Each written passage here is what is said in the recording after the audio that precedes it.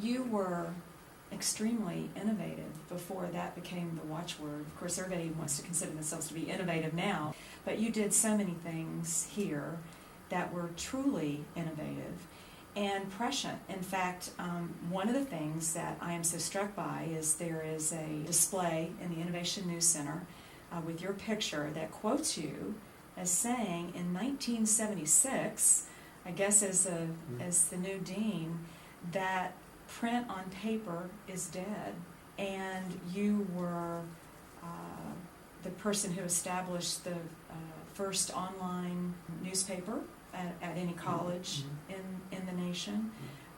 You foresaw digital. I think you were doing teletext, which was really a precursor, if you will, very similar to video text, I guess.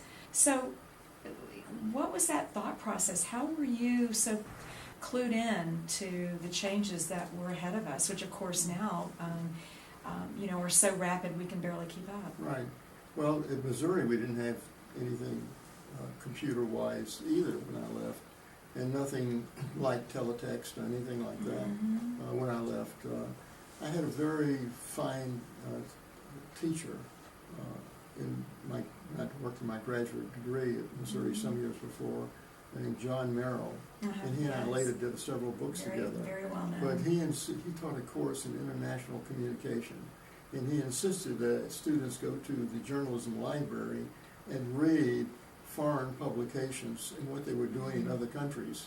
And so I began going weekly and reading BBC's magazine in England, and I saw that they were experimenting with a thing called CFAX, and which would sort of, on a blank channel, they would transmit print news, very, very primitive, but they were the very first, I guess, in the world to experiment with it.